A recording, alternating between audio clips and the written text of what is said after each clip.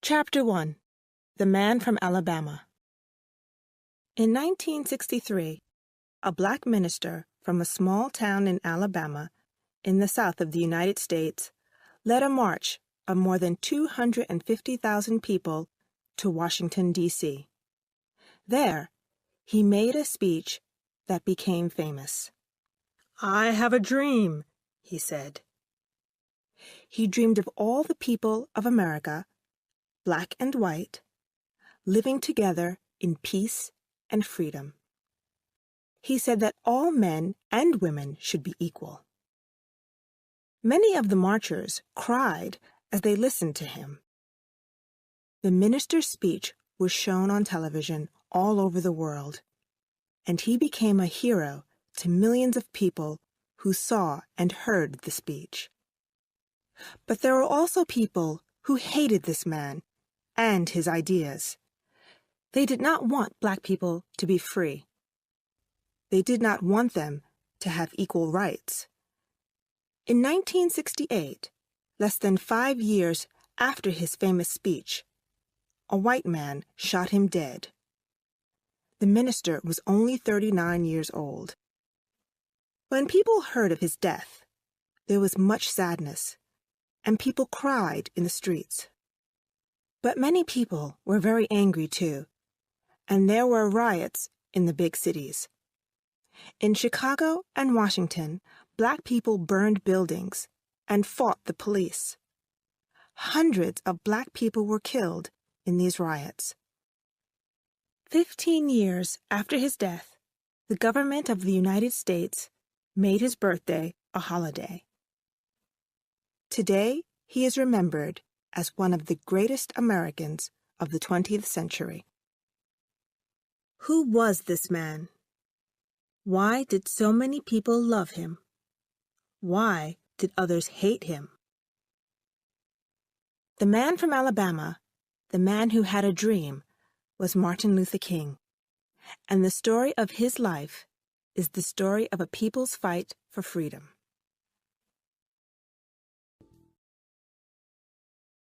Chapter 2 Growing Up in the South.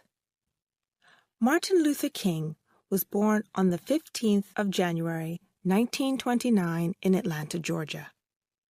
His father, who was also called Martin Luther King, was the minister in an Atlanta church. The King family were not poor. They lived in a good neighborhood of Atlanta, and they had enough money to live comfortably. When Martin thought about his early years in Atlanta, he remembered a loving family and friendly neighbors. But the King family were black. Less than 100 years before Martin Luther King was born, his people were slaves. Even in 1929, black people in the South of the United States did not have the same rights as white people. Blacks and whites lived in different worlds. When blacks traveled on buses, they had to sit at the back of the bus. They could not sit beside whites. Most restaurants did not sell food to black people. There were different schools for black children and white children. It was like this all over the South. Blacks and whites lived in the same places, but they were kept away from each other. This was called segregation. "Segregation is wrong, but things will get better in time," said Martin's father. "White people will start to think differently one day. We should be patient and wait, because you can't hurry change. It will come, but not soon. We have to wait for it." Young Martin did not agree with his father. If you want to change things, you have to act, he thought. He knew himself what segregation meant. When he was very small, he played with a little white boy across the street from his house. His friend's name was Warren. When Martin started school, he looked for Warren, but he was not there. After school, he went to Warren's house and asked to play with him. The boy's mother said that Martin could not play with Warren anymore, because Martin was black and his friend was white. When Martin came home that day, he was crying. He told his mother what had happened. "It doesn't matter what other people think," she told him. "You're as good as anyone else. Don't you ever forget that." Martin remembered his mother's words. He knew that she was right. He was as good as any white boy. But as he grew older, he saw how white people treated black people in Atlanta. Once, when he was in the center of town, he walked into a white woman. It was an accident, but the white woman hit him on the face. When someone asked her why she had done this, the woman replied, "That little black bastard stepped on my foot." Martin's face hurt, but the name that she called him, little black bastard, hurt him even more. When he started high school at the age of 11, Martin began to make speeches. Of course, he often spoke in church, but at school, he talked about the need for change in the South. When Martin was 14 years old, he won a prize for one of his speeches. He traveled to Washington with his teacher to get his prize, and they returned to Atlanta by bus. When a white man got on the bus, there were no empty seats, so the driver told Martin to get up and give the white man his seat. Martin refused. Why should he give his seat to this man? The bus driver became angry and called him bad names. Finally, Martin gave the white man his seat because he did not want to make trouble for his teacher. But he was angry. It was not fair that he had to stand while a white man sat in his seat. He did not want to hate white people, but sometimes it was hard not to hate them. Chapter 3: Slavery and the South. In 1929, when Martin Luther King was born in Atlanta, Georgia, most black people in America lived in the South. In fact, 9 out of every 10 African Americans lived in the South. In every way, their lives were worse than the lives of Southern whites. They were poorer, they lived in worse houses, their lives were shorter. Most blacks in the South could not vote. Some black people who were alive in 1929 had been slaves. They had belonged to their white owners, and they were treated like things, not people. White people could buy and sell slaves just like houses or land. In the past, many countries have used slaves. Hundreds of years ago, there were slaves in Rome and Athens. They worked on farms and in the houses of rich people. But they were not slaves forever. After some years, they became free men and women again. But in North and South America, slavery was different. In the 16th century, people from European countries like Britain, Spain, and Portugal began to move into North and South America. They cut down forests and cleared the land for farms. They needed men and women to work on their farms. Where could they find them? The answer was Africa. Men and women were taken from their homes in Africa and brought to North and South America to work on farms and on roads. From about 1500 to 1850, European ships took at least 10 million men and women from Africa to become slaves in the Americas. The ships were very full, and the men and women did not have enough food, water, or air. Hundreds of thousands of Africans never reached America. They died on these slave ships. When African slaves arrived in America, they were sold to white farmers. Often, people from the same family were sold to different owners and never saw each other again. Husbands lost their wives, and children were taken away from their mothers. In the South of the United States, the farms were very big. The farmers usually grew sugar or cotton, and they needed slaves to do the hard work in the fields. The white farmers gave the slaves food, clothes, and houses, but the slaves had to stay on the farm. They belonged to the farmer.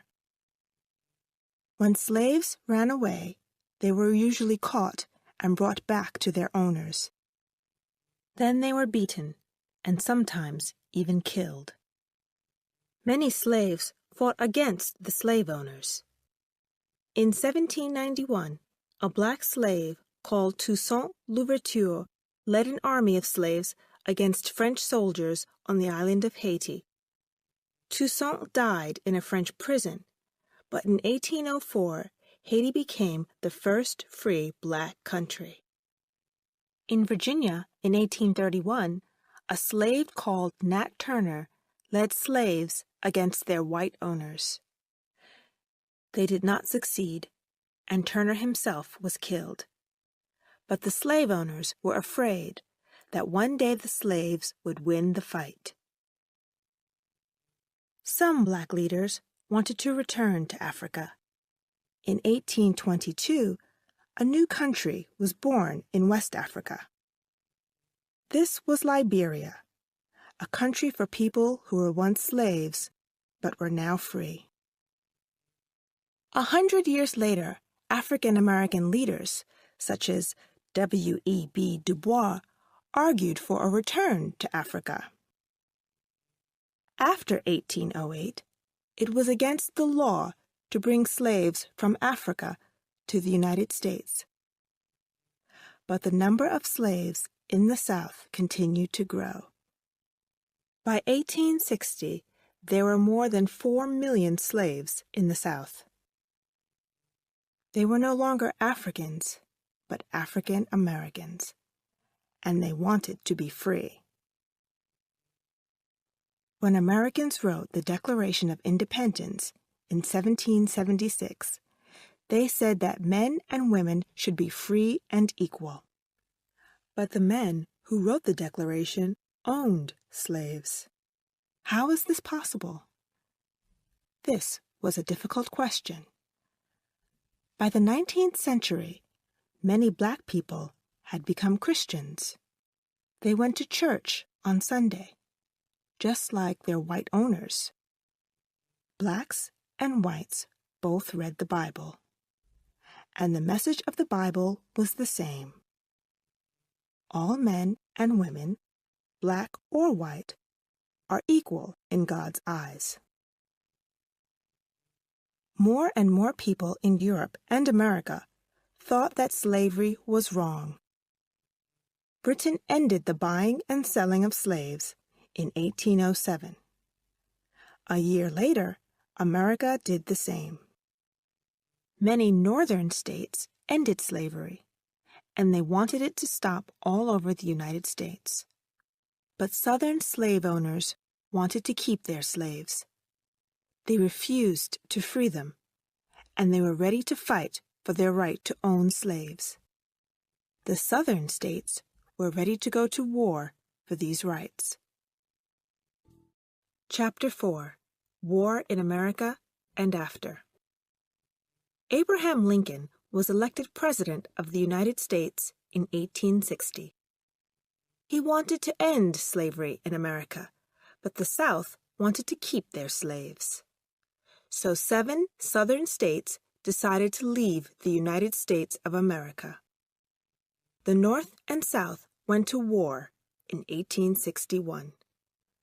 More than 180,000 black soldiers fought for the North.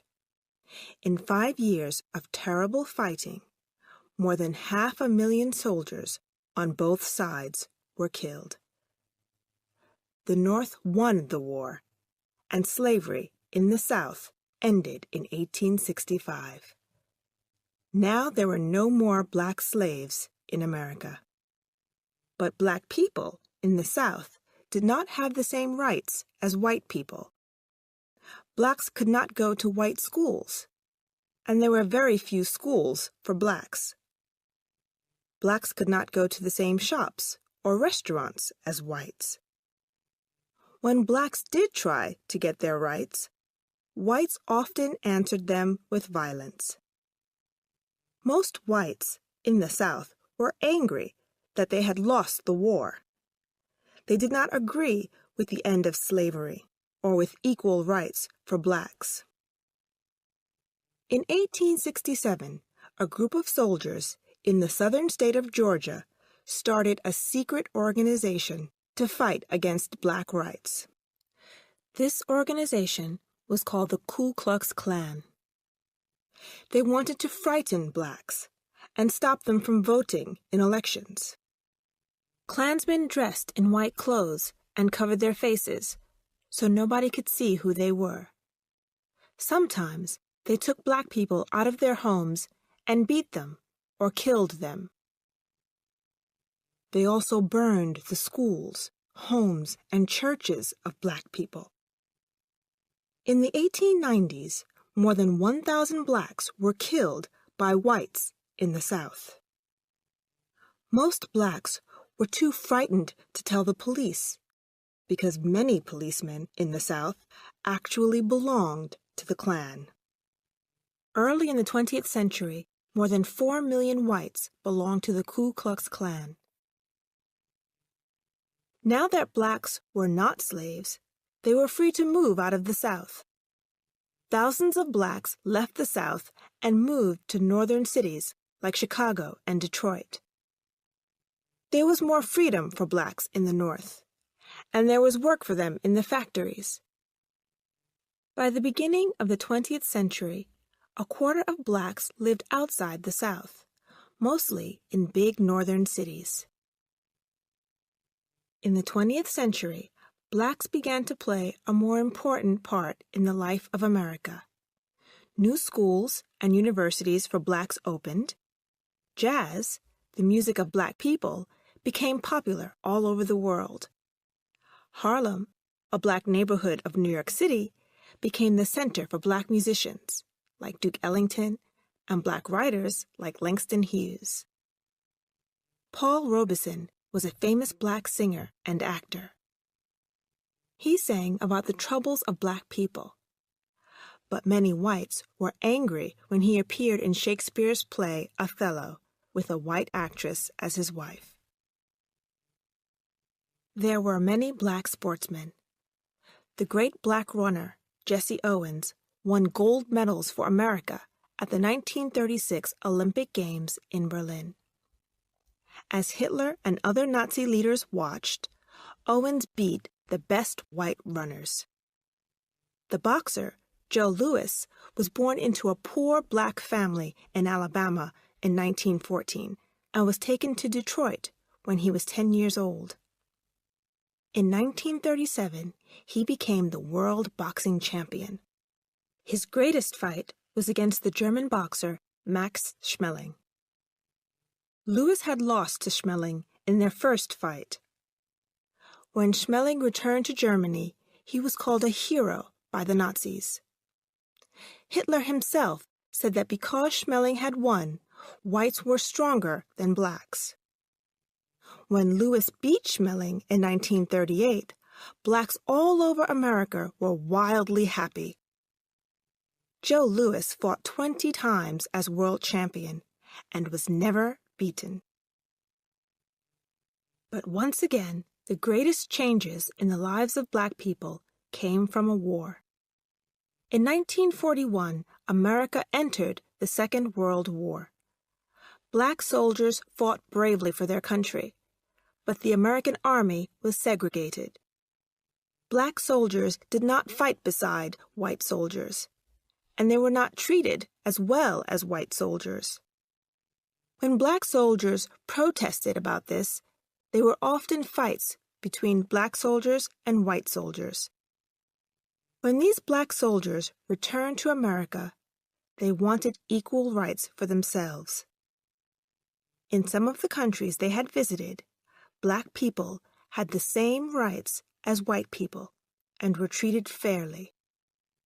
After the war, even more blacks moved to the North and became richer. Some things got better. Black workers in 1950 were paid twice as much as black workers in 1940, and more blacks began to go to university. But black Americans got much less money than white Americans, even when they were doing the same jobs. Many fewer blacks than whites went to university, and even in the North, there was still the problem of racism. The Second World War had been a war against racist ideas. Many whites in America realized that their own country was racist. Blacks began to vote, and white politicians began to listen to them. In 1948, President Truman ended segregation in the Army. In 1954, a new law said that blacks and whites must go to the same schools and learn together. Things were getting better for black people, but they wanted more. They were ready for someone to lead them towards greater freedom. They were ready for Martin Luther King. Chapter 5 Learning. Martin Luther King was an excellent student. When he was only 15, he went to Morehouse College in Atlanta. He was a clever young man, and he finished his studies there in 1948. Martin's father wanted him to be a minister, but at first Martin said no. He did not want to follow his father so soon. He was learning exciting new ideas from his teachers at Morehouse, and there was so much more that he wanted to know. But slowly, Martin began to think differently. He decided to become a minister, like his father, but to be a teacher, too. He went to Ch.4 a college for ministers in Pennsylvania in the North. There were many white students at the college, but Martin was happy to find that they were friendly towards him. In fact, they welcomed him. Martin realized that black people and white people did not have to hate each other. But how could he make white people in the South see this? He wanted to make them think like him, but he did not know how. He began to think seriously about this. In his last year at Ch.4, Martin went to hear a talk about the Indian leader Mohandas Gandhi. Gandhi and his followers had fought against the British in India, but they had used nonviolence, not guns, to get a free India. They had refused to pay money to the British government. They had sat in the road to stop the British Army.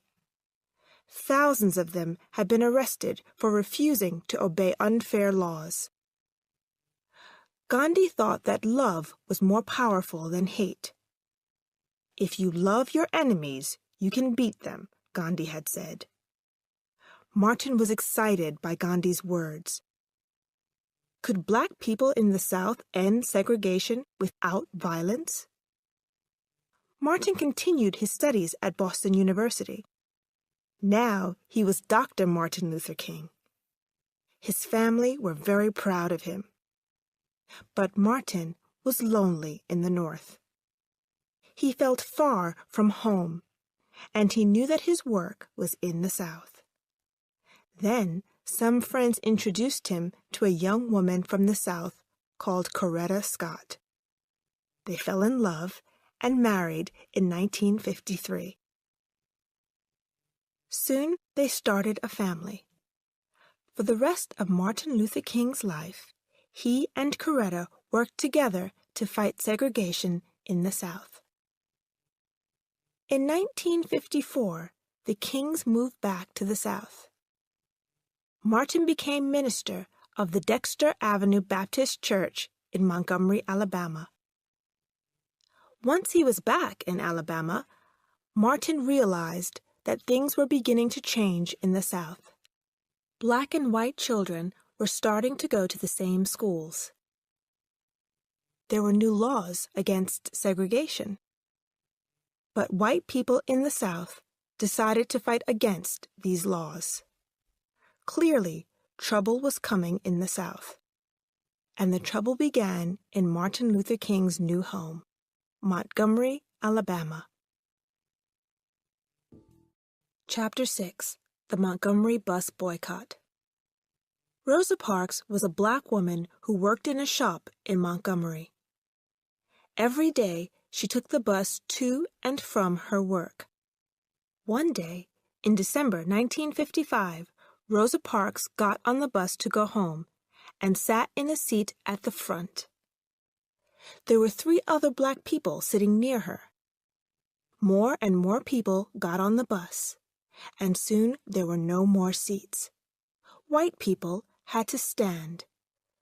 The driver stopped the bus and asked the black people at the front to give their seats to white people.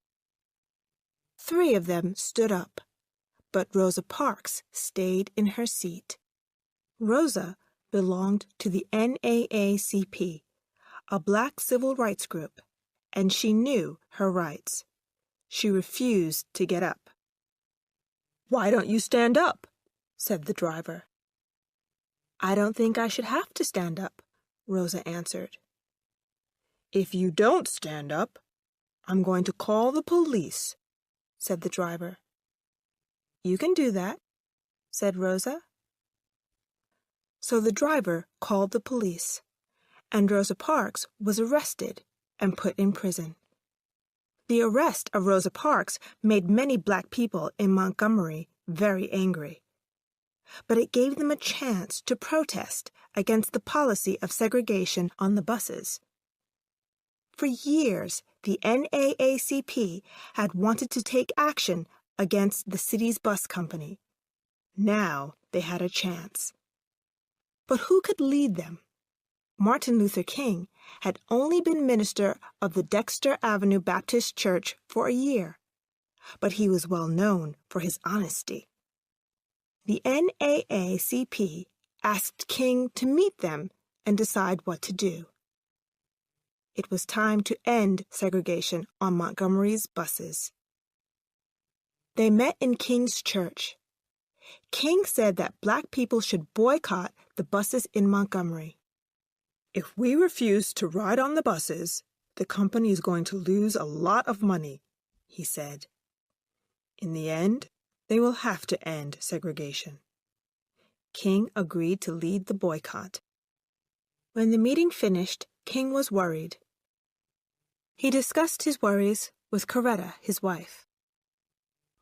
Will the bus boycott succeed? He wondered. Will black people obey the boycott?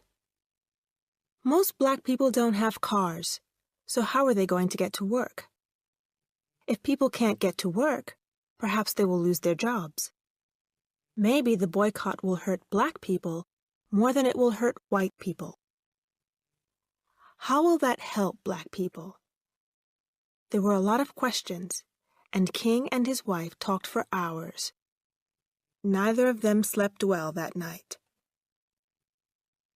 Next morning, King and Coretta got up and looked out the window. There was a bus stop in front of their house. They waited for a bus to come. At last, the first bus came, and it was empty. Then the second bus came, and it was empty too. It was the same all over Montgomery. Black people walked to work. Some of them walked 20 miles or stayed at home. Black taxi drivers drove people to work in their taxis for the same money that they paid on the bus. The boycott was working. The bus boycott lasted for more than a year. Many black people were arrested and put in prison, and King was one of them. Some white people were angry with King, and they thought he was dangerous. One night, someone left a bomb outside the King family home.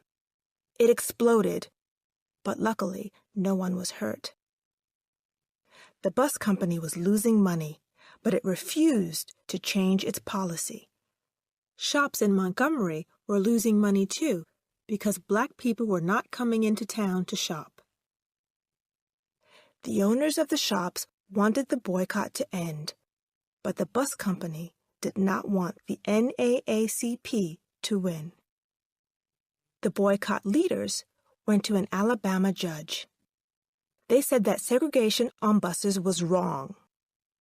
The Alabama judge did not agree with them, so they went to Washington to see the most important judges in the country. On the 13th of November, 1956, these judges said that segregation in buses was against the law. The Montgomery bus boycott had succeeded. Chapter 7. Big Trouble in Little Rock. The Montgomery bus boycott made Martin Luther King famous. People all over America began to talk about the young black minister who had organized it. But King knew that Montgomery was only the beginning. Black people had won their fight in Montgomery, but it was not the only fight that they had to win in the South. To win their civil rights, black people needed to organize themselves. In 1957, hundreds of Southern black church leaders met together to talk about what to do next. At the meeting, King said that black people had to work together to win their civil rights. The church leaders organized themselves into the Southern Christian Leadership Conference, SCLC. Martin Luther King became the president of the SCLC. He told them that they had to join together to fight for the rights of black people in the South. King wrote a book, Stride Toward Freedom, to explain his ideas. In his book, he talked about the teachings of Gandhi. King believed that nonviolence was the only way to win the fight for black rights. In Montgomery, the boycott had been nonviolent. The police had beaten the protesters, and they had tried to break the boycott by violence, but the protesters had not fought back. They had no sticks or guns, and they had not fought violence with violence. They had just refused to let people treat them unfairly, and they had won because they were right, not because they were violent. There were many other things in the South that needed to change. Schools were segregated. White children went to all white schools. Black children went to all black schools. Although there were more black children than white children in the South, much more money was spent on white schools than on black schools. But in 1954, the law was changed. Now, it was against the law to have different schools for black children and white children. The new law said that all schools had to take both black children and white children. Change came slowly to the South.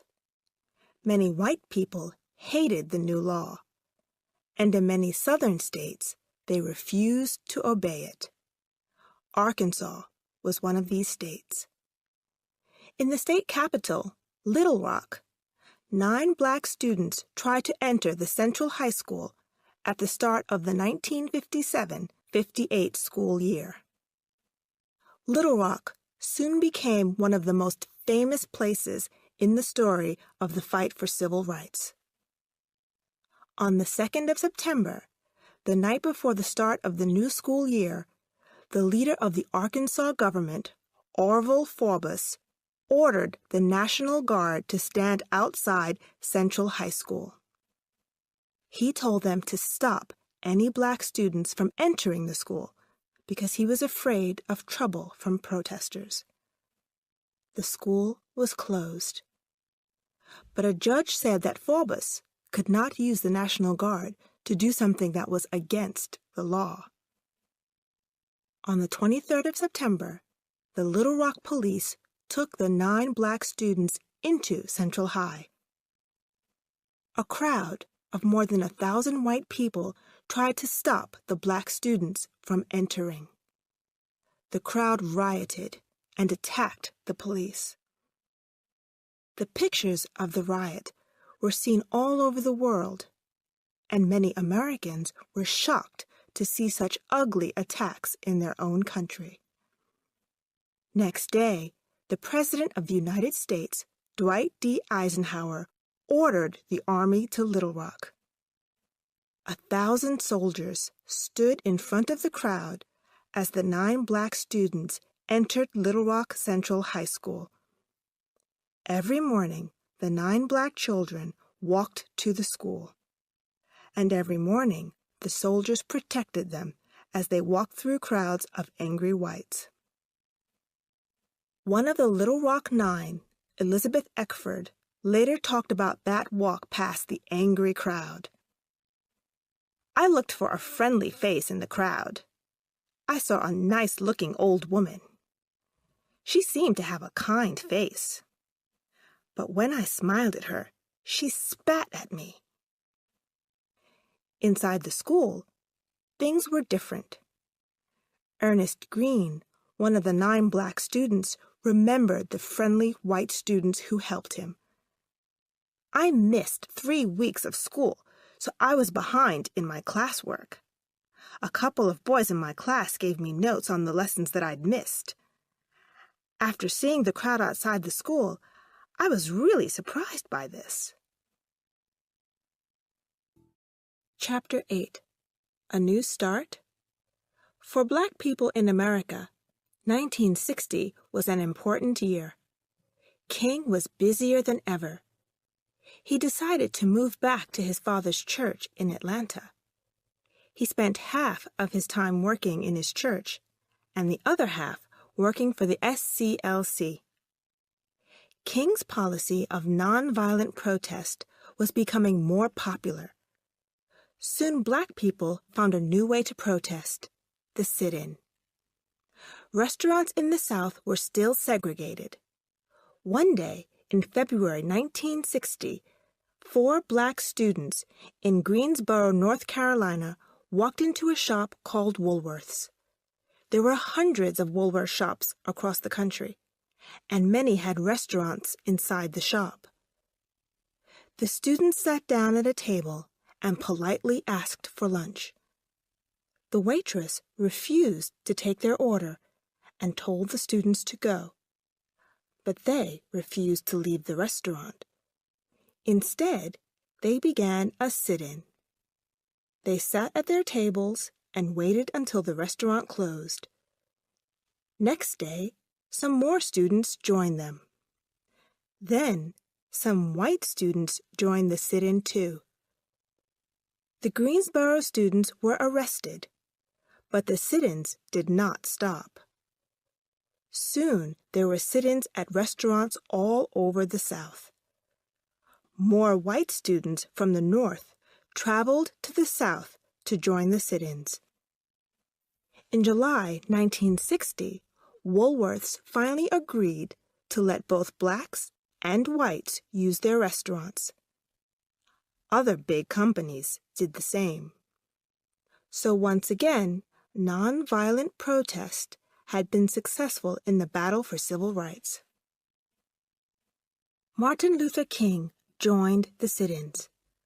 When students held a sit-in at an Atlanta restaurant in October 1960, King stayed with them. He was arrested and put in prison. King was not sorry to go to prison. Like Gandhi, he believed that you should not obey a bad law.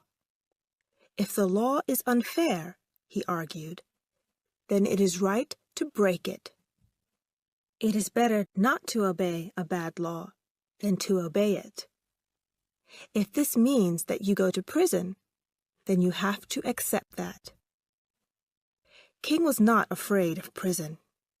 but King's family and friends were afraid for him. They knew that King's life was in danger in prison. He had many enemies, and there were people who wanted to kill him. In the South in 1960, it was not difficult to kill a black prisoner. Coretta King went to John F. Kennedy for help. Kennedy had already said that segregation was a bad thing, and he promised to help King. When Kennedy asked the judge to let King go, the judge agreed. But Martin Luther King later went to prison many more times when he refused to obey unfair laws. 1 month later, in November 1960, John F. Kennedy became President of the United States. Across the country, people were full of hope. The young president promised a new start. Surely this must mean the end of bad laws and freedom at last for black people in the South. But most white people in the South still did not want change. They were ready to fight to keep their way of life. There was a road to freedom, but it was not short, and it was not easy. Chapter 9. From Birmingham to Washington. 1963 began badly for the SCLC and Martin Luther King. He had had success in Montgomery and Greensboro, but now, for the first time, he failed. The SCLC tried to end segregation in Albany, Georgia. They fought against the town government and the police for almost a year. But at the end of the year, Albany's schools, libraries, and parks were still segregated. King had lost in Albany. Now he needed to win somewhere. He started to think about Birmingham, Alabama. Birmingham was one of the worst cities in the country for black people. It was sometimes called Bombingham because there had been so many bomb attacks on houses and churches in black neighborhoods. There had been 18 of these attacks in the last 6 years, but no one was ever arrested for them. The chief of the Birmingham police was a man called Bull Connor. When the SCLC organized protests in Birmingham, Connor's policemen beat the protesters and attacked them with dogs. Hundreds of protesters were hurt, and hundreds were arrested. King was one of the protesters who went to prison. When he was in prison, King read that some white church leaders had called for an end to the protests. They said it was not the right time for protests. King was angry when he read this. He wrote a letter to the white churchmen. In it, he said, "You say it's not the right time to protest. You say wait. For years I've heard the word wait. For too many years, black people have waited. Too often. Wait means never." There was a problem with the protest. When men and women were arrested and put in prison, they often lost their jobs. It was difficult for black families when their fathers and mothers were in prison. "Why not ask young people to join the protest?" King said. Plenty of school children wanted to join the protesters in Birmingham because they wanted to help. Freedom was as important to them as it was to their parents. Some black leaders were worried about this plan. "These young children will get hurt when the police attack," they said. But King's reply was, "Segregation will hurt them even more." On the 2nd of May, 1963, 50 children aged from 6 to 18 marched to the center of Birmingham. They were arrested and put into prison. Then another 50 did the same. They were also arrested and put in prison. Then another 50, then another. By the end of the day, 1,000 children were in prison. Birmingham's prisons were full. At first, the police were too surprised to do anything, but next day they came with police dogs and powerful water hoses. Men, women, and children were knocked down by the power of the water and attacked by the dogs. When the protests were shown on television, the violence of the Birmingham police shocked many Americans. Black people were attacked by police just because they wanted the same rights as white people. People all over the country knew that this was not right. They knew that things had to change. And people in other countries were shocked too. How was this possible in a country like the United States of America, the land of the free? People began to ask questions about freedom in America. Was it only for white Americans? What about Black Americans? Birmingham agreed to stop segregation in its schools and on its buses. King had won the battle. Later in the year, he had his finest moment. In the summer of 1963, President Kennedy tried to get a new civil rights law. Civil rights leaders organized the biggest protest march of all to support the president. They wanted people from all over the country to go to Washington, D.C., and ask for equal rights for Black Americans. On the 28th of August, 1963, more than 250,000 people came to Washington and marched to the Lincoln Memorial. There were speeches and songs. Finally, Martin Luther King stood up and made the greatest speech of his life. "I have a dream," he said. In the America of his dream, blacks and whites were equal and lived together in peace. This speech was shown on television all over the world. People cried when they heard King's words. Surely things must change now, they thought. The country was full of hope for the future. But later in that year, 1963, America was once again shocked by terrible violence. Chapter 10. This Country is Sick. A month after King's Washington speech, there was more violence, again in Birmingham, Alabama.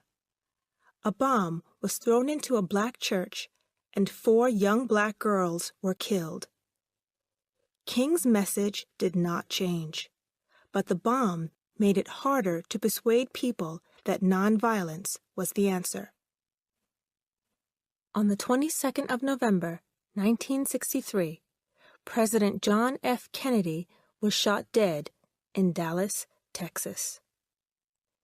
King had known Kennedy well and worked with him. They had argued about the best way to win equal rights for blacks, but they had agreed that equal rights for all must come soon. Like most Americans, King was shocked by Kennedy's death. "This country is sick," he said. Sometimes he thought about his own death. Perhaps somebody hated King enough to kill him too. He wondered about the new president. Lyndon B. Johnson came from the South. What was his policy on segregation? Did he want to end it, like Kennedy, or to continue with it? Nobody knew the answer yet. After his Washington speech, King became famous all over the world. When people thought of the fight for civil rights in America, they thought of Martin Luther King. In 1964, he won the Nobel Peace Prize for his civil rights work. He was only 35 years old, the youngest person, and only the second American ever to win this important prize. At the end of 1964, Time magazine named him Man of the Year. King's work continued. In the South, very few black leaders were elected to government. Before people could vote, they had to register. Very few blacks did this because it was very difficult. In Mississippi, for example, only 7% of blacks were registered to vote. King realized that he had to get blacks to register and then vote. That was the best way to change the segregation laws in the South. Registering black voters was difficult in many states, but Alabama was one of the worst. More than 300,000 blacks in this state wanted to vote, but were not registered. King was asked to help black voters to register in Selma, Alabama. Selma was a small town of 30,000 people. Half of the people in Selma were black, but only 1% of them were registered to vote. If blacks wanted to register to vote, they had to pass a reading test. Almost all failed the test, although they could often read better than the whites who gave them the test. To register, blacks had to go to an office that was only open twice a month. The white people who worked in the office arrived late and left early. When blacks tried to register, they were often told to go away. King and the SCLC planned a protest march from Selma to Montgomery, 50 miles away. Montgomery was the state capital, and it was in this city that the arrest of Rosa Parks has started the battle for civil rights. The march started on the 7th of March. Police met the marchers on the road to Montgomery and told them to go back. When the marchers refused, the police attacked them. They beat the protesters, and one man was killed. Once again, people all over the world were shocked by police violence against peaceful protesters. President Lyndon B. Johnson ordered the Selma police to protect the marchers. On the 21st of March, the march from Selma to Montgomery started again. It took 5 days, but this time there was no violence. When the march entered Montgomery, there were 25,000 marchers, black and white. The leader of the Alabama government, George Wallace, refused to meet the marchers or listen to their protests. But the message of the marchers reached the government in Washington. Later that year, Martin Luther King was there when President Johnson signed the Civil Rights Law of 1964. This law protected the rights of all Americans to vote, and it was one of the most important laws of Martin Luther King's life. It made a big difference to blacks in the South. In 1963, only 6% of blacks in the South were registered to vote. By 1969, 66% were registered. Now no one could stop blacks from voting for their own leaders. Chapter 11. I'm Black and I'm Proud. The 1960s were a time of great change in America. Young people all over America were asking questions about their country. They did not always believe what their parents believed.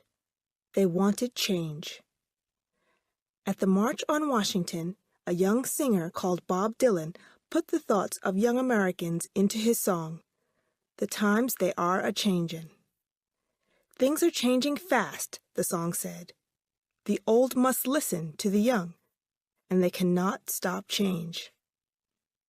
Young blacks did not want to wait patiently for change.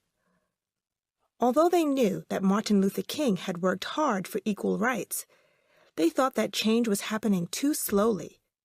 They wanted power for black people, and they did not want to ask politely for it.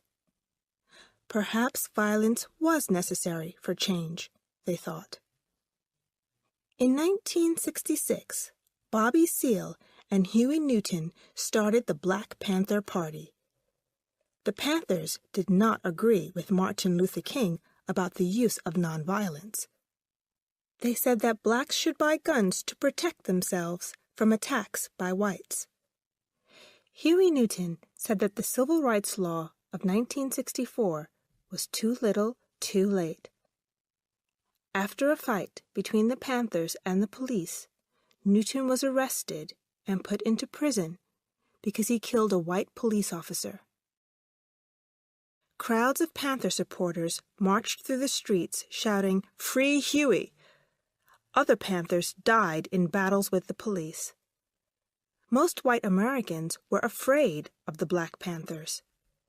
They thought that they were violent criminals. But the Panthers also did some good work. They opened schools in poor black neighborhoods and gave food and clothes to blacks. After a few years, the Black Panther Party broke into smaller groups, but its message reached many young African Americans and made them proud to be black.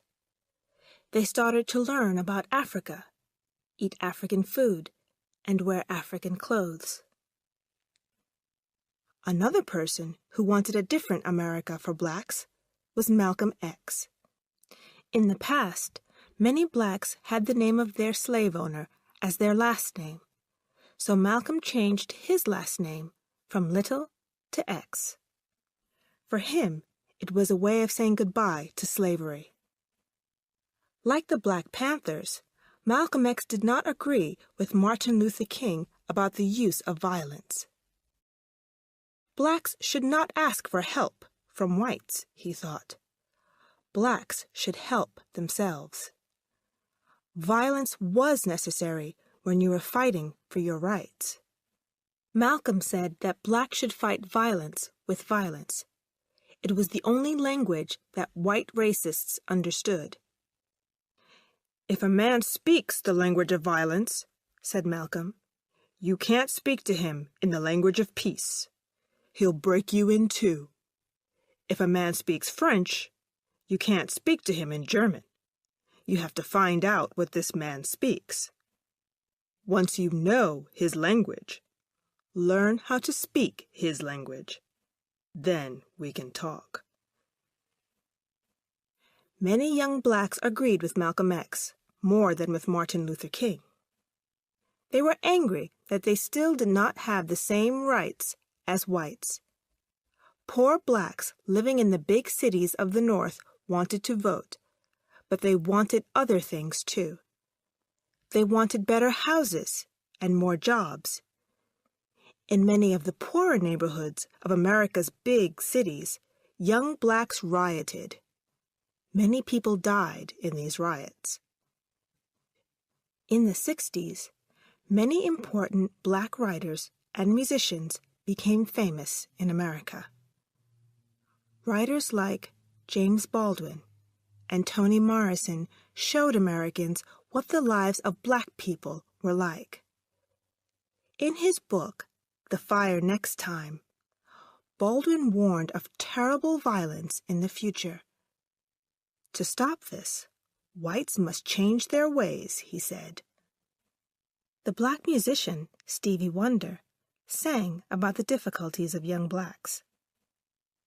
One of his songs told the story of a young boy who was born in the South but moved to Chicago to find work. He finds that in the North he is free, but free only to be poor. Why was anyone surprised that young blacks were angry? Perhaps the most famous black man in the 1960s was the boxer Muhammad Ali. Born Cassius Marcellus Clay in 1942 in Louisville, Kentucky, young Clay won an Olympic gold medal in 1960. He fought the world champion Sonny Liston in 1964, and to the surprise of most people, Clay won. After the fight, he surprised the world when he said that he had become a Muslim and had changed his name to Muhammad Ali. "Don't call me Cassius Clay," he said.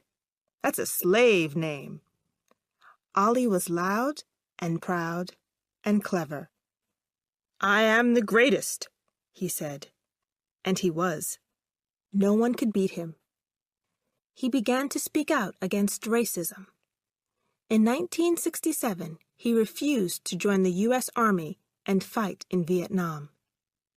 Because of this, he was put in prison, and he was told that he was not the world champion anymore. When he got out of prison, he beat George Foreman to become world champion again. Ali said, "When I refused to fight in Vietnam, I wasn't a hero. I just wanted to be free. I wanted America to be America." Chapter 12. Black and White, Unite and Fight. The late 1960s were a time of change for Martin Luther King, too. Although he was always against violence, he began to see that there were many different kinds of violence. King was from the South, and he wanted freedom and equal rights for the blacks of the South. But life for blacks in northern cities was not easy either. Blacks in the North could go to the same schools as whites, but many black children did not finish school. Most northern blacks were poor. Many could not find a job when they left school. Many came from one-parent families and lived in buildings that were old and dirty. It seemed to King that poverty was itself a kind of violence. He began to think about the rights that all people should have. It was true that black people had the vote, true that they could eat in the same restaurants as whites. But it is one thing to be able to eat in a restaurant. It is another thing to have the job that gives you the money to eat there. King believed that a few rich people had too much money and millions of poor people had too little. He wanted an end to poverty, and that meant that someone had to take money from the rich and give it to the poor.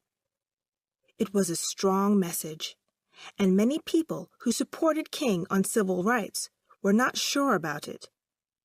These new ideas seemed dangerous to many of his supporters. King took his marches and protests to the great northern city of Chicago. He wanted to show America how black people lived in the cities of the North. And he saw that it was not just black people in the big cities who were poor. There was poverty among whites, too. King wanted to unite poor black and poor white people, to bring them together to end poverty. "Black and white, unite and fight," he said. He led marches through the streets of Chicago. Just as in the South, the marchers were attacked by the police. Sometimes it was worse than in the South. The marchers were hit with sticks and bottles. Some black leaders did not agree with King. They thought that he should only speak for black people. Why should he speak for poor white people?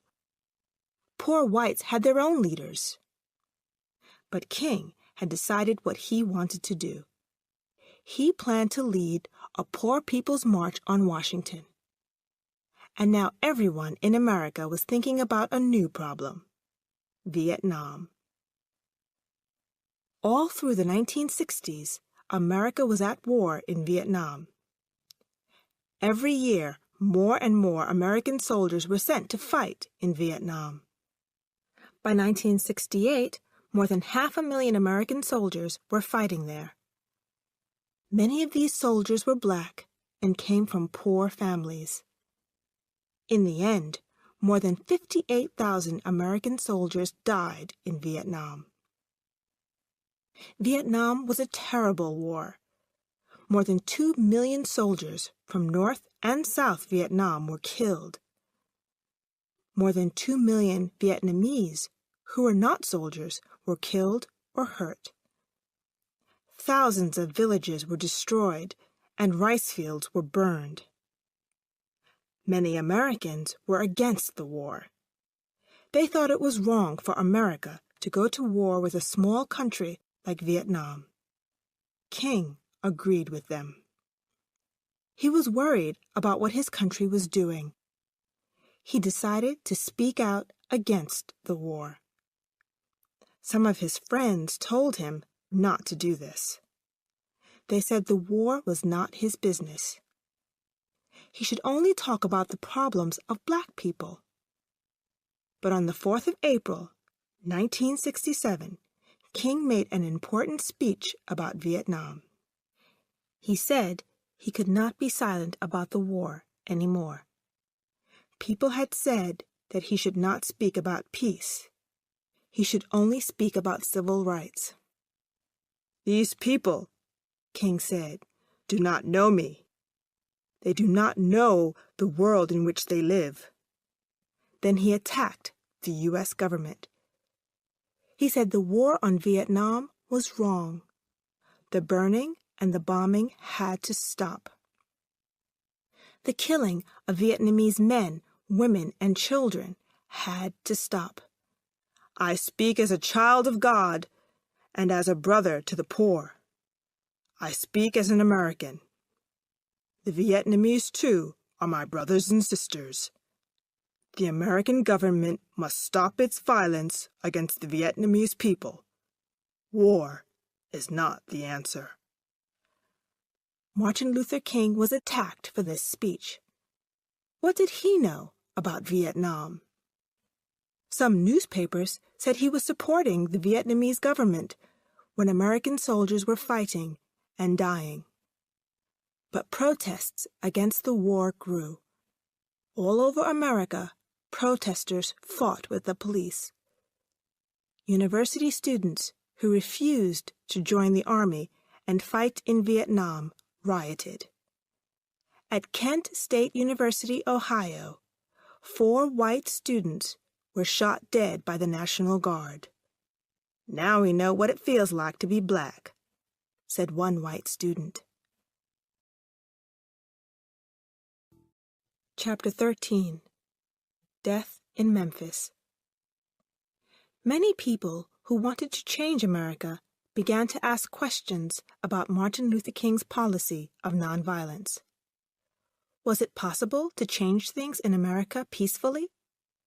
The Black Panthers and the followers of Malcolm X did not think so. They thought that the only answer to white violence was black violence. One young black leader, H. Rap Brown, said that violence was as American as apple pie. More and more young blacks agreed with him. There were riots in the black neighborhoods of cities like Detroit, Chicago, and Los Angeles. Young blacks joined gangs to protect their neighborhoods from the police and from gangs in other parts of the city. Gangs fought against each other. Guns were used, and many young black men were killed. These killings made King very sad. He hated to see young black men killing each other. He understood why young blacks were angry, but he still thought that violence was not the answer. He tried to persuade young blacks to stop fighting each other and instead start fighting the government that kept them in poverty.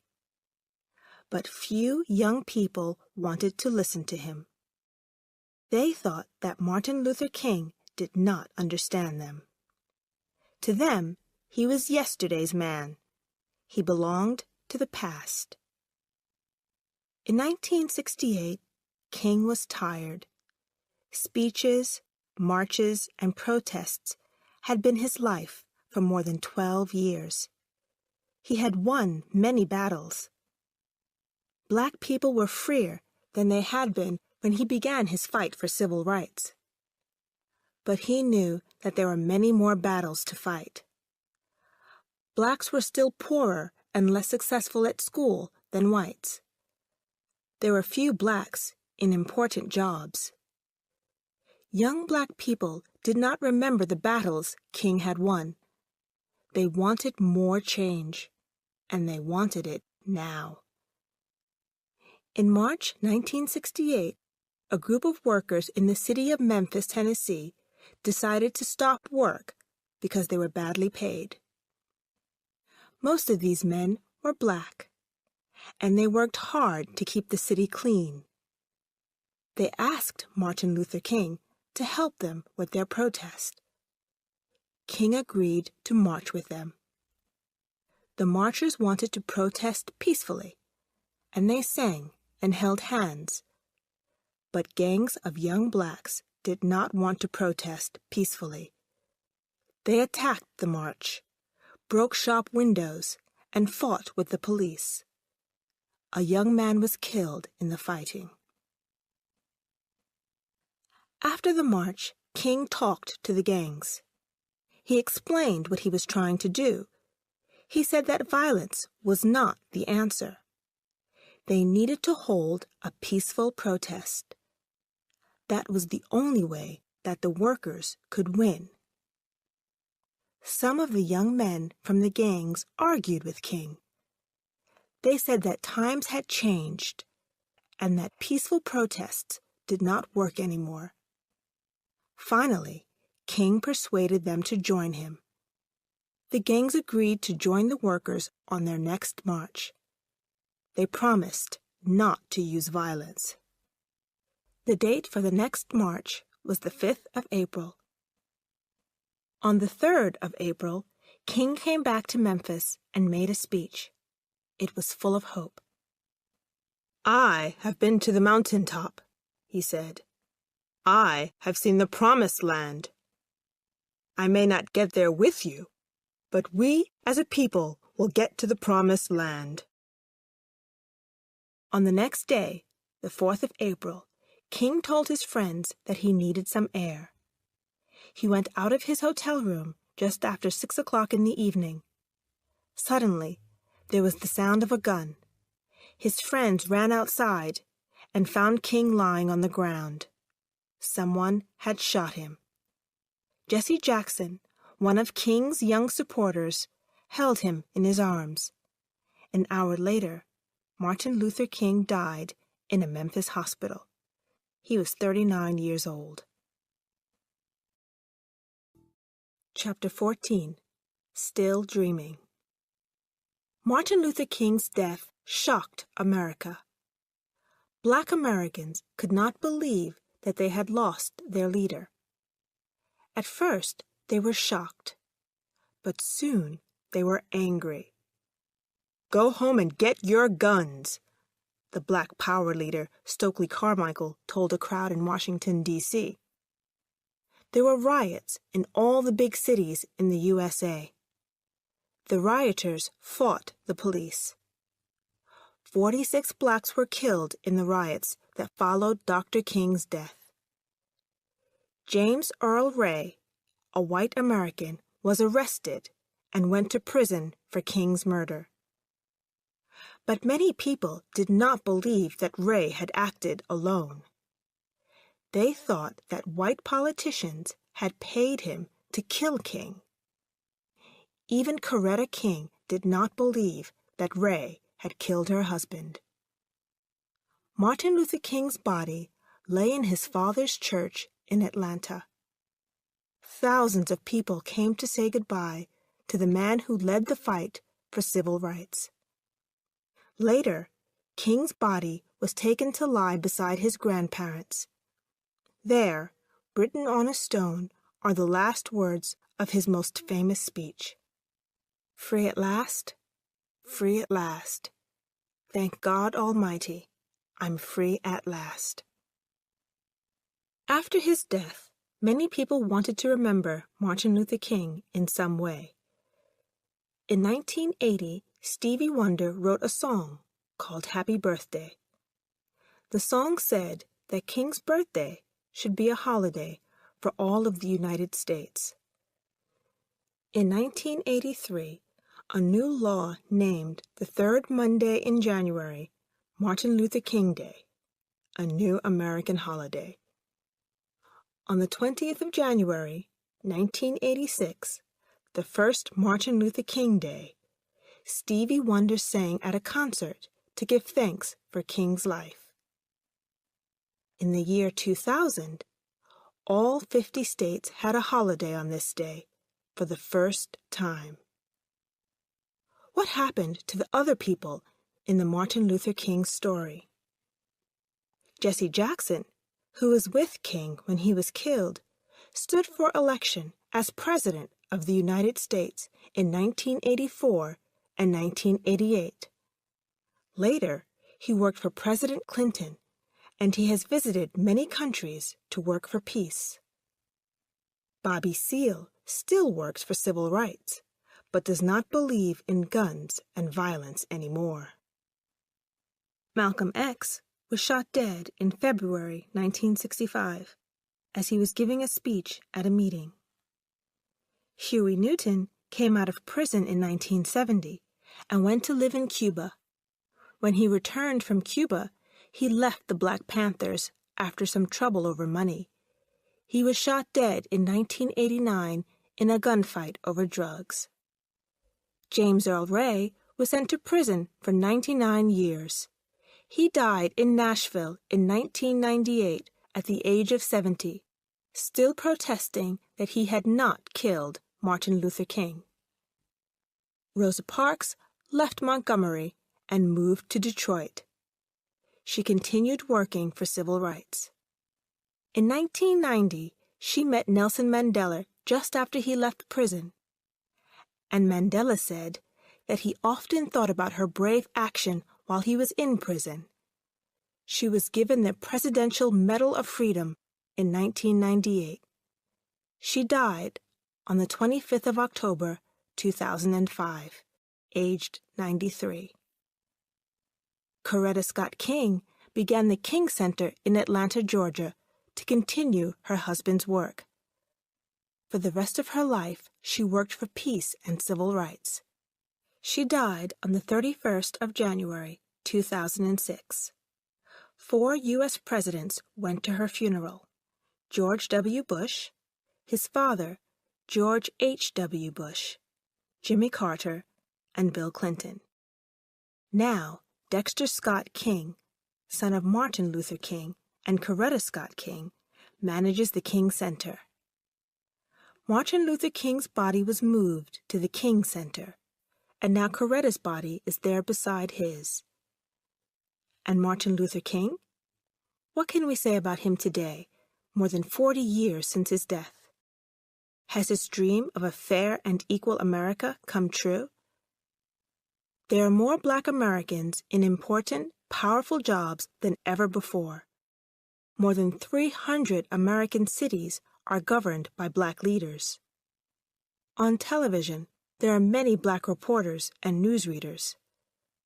In 2001, Colin Powell became the first African-American Secretary of State for Foreign Affairs. In 2005, Condoleezza Rice was chosen for the same job. At a meeting in African American History Month, she talked about what Martin Luther King's ideas meant to her. Black Americans, African Americans, have always believed in America, even in the darkest times. They believed in America when America didn't believe in them. Martin Luther King told America that it should be true to itself. And finally, America did the right thing by African Americans. But only 59% of Black Americans are registered to vote. And the Black vote is important, most of all when America votes for its president. In the presidential election of 2004, when George Bush beat John Kerry, more than 90% of African Americans voted for Kerry.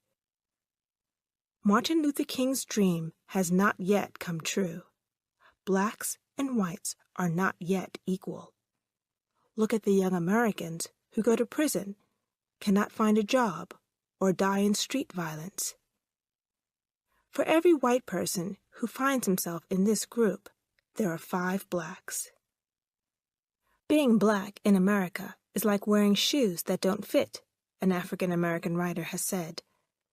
You can get used to them, but they're not comfortable. That's the way it's always been. It's the way it always will be. The fight for civil rights in America has had many leaders. It has also had other people who worked quietly for that fight. Many of those people were not well known at the time, and nobody remembers them now. But for more than 10 years, Martin Luther King was the voice of those people. He was a great speaker whose words could persuade people. During the bus boycott in Montgomery, one of King's followers said, "Dr. King, you have the words that we're thinking but can't say." And that is why we still remember Martin Luther King today.